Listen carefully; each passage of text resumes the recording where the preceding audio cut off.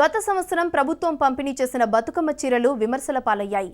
పండుగ పూట 100 రూపాయల చీరలు ఇవ్వడం తమ ఆత్మగౌరవాన్ని దెబ్బతీయడమే అంటూ కొన్ని చోట్ల మహిళలు చీరలను తగులబెట్టారు.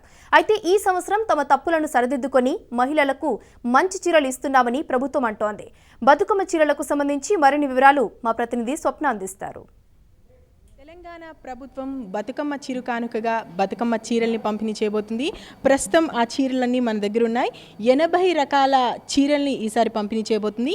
ఈ చీరలన్నిటికీ ప్రభుత్వం కేటాయించిన డబ్బు 280 కోట్లు, అక్షరాల 280 కోట్లు.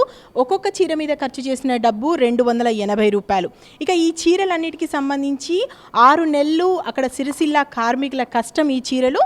ఇక 6 నెలలకు ముందు నుంచే ఈ సిరిసిల్లకు సంబంధించినటువంటి ఎవరైతే కార్మికులు ఉన్నారో వాళ్ళందరూ కూడా ఈ చీరలు నేయడంలో కష్టపడ్డారు. అయితే ఇవి ప్రస్తుతం మనం చూస్తున్నాం, ఇవి మగ్గం మీద నేసిన చీరలు మాత్రం కాదు, కేవలం చేనేత కార్మికులు తయారు చేసినటువంటి చీరలు, పవర్ మిల్స్ మీద వాళ్ళు తయారు చేసినటువంటి చీరలు. అయితే ప్రతిసారి ప్రభుత్వం గతంలో కూడా చాలాసార్లు చెప్పింది, ఈసారి ఖచ్చితంగా చేనేత చీరలు, మగ్గం మీద నేసినటువంటి చీరలు ఇస్తామని చెప్పారు.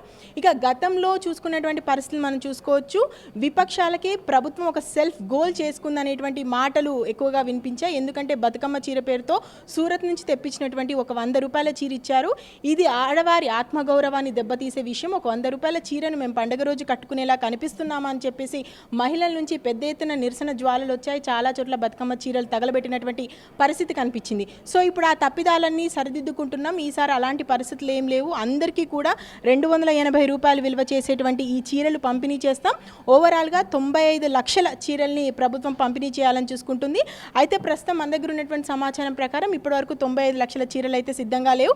అక్టోబర్ 12 నుంచి వీళ్ళు చీరల పంపిణీ చేస్తామంటున్నారు. కాబట్టి ఆ లోపే ఈ చీరలన్నీ కూడా సిద్ధం చేసుకోవాల్సిన పరిస్థితి. సిరిసిల్ల అక్కడ ఉన్నటువంటి ఎవరైతే మగ్గాల మీద వర్క్ చేస్తున్నటువంటి వాళ్ళు ఉన్నారో వాళ్ళు రేయి పగలు కష్టపడుతూ ఈ చీరలను అయితే డిజైన్ చేస్తున్నటువంటి పరిస్థితి కనిపిస్తుంది. ప్రతి చీర చూసుకుంటున్నాం. ప్రతి చీరకి అంటే మగ్గంకి సంబంధించి ఈ జరీని మాత్రము ఏర్పాటు చేశారు. ప్రత్యేకంగా ప్రతి చీరకు జరీ ఉండేలా చూసుకున్నారు. గతంలో చూసుకున్నాం, కనీసం 5 గజాల చీరను కూడా ఇవ్వలేదు, అది 6 గజాల కన్నా తక్కువగా ఉందనేటువంటి మాటలు వచ్చిన నేపథ్యంలో ఈసారి అలాంటివి ఏం లేదు. 6 గజాల చీరలు, దాంతోపాటు 9 గజాలతోటి ప్రత్యేకంగా కొన్ని చీరలు కూడా తయారు చేస్తున్నామని చెప్పేసి ప్రభుత్వం చెప్తుంది.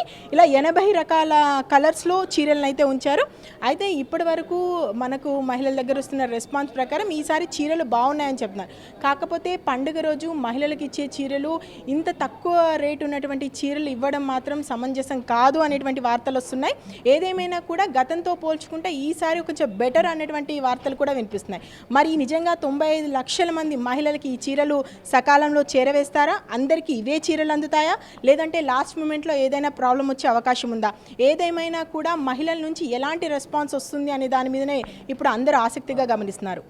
వీడియో గణేష్తో స్వప్న, రాజ్ న్యూస్, హైదరాబాద్.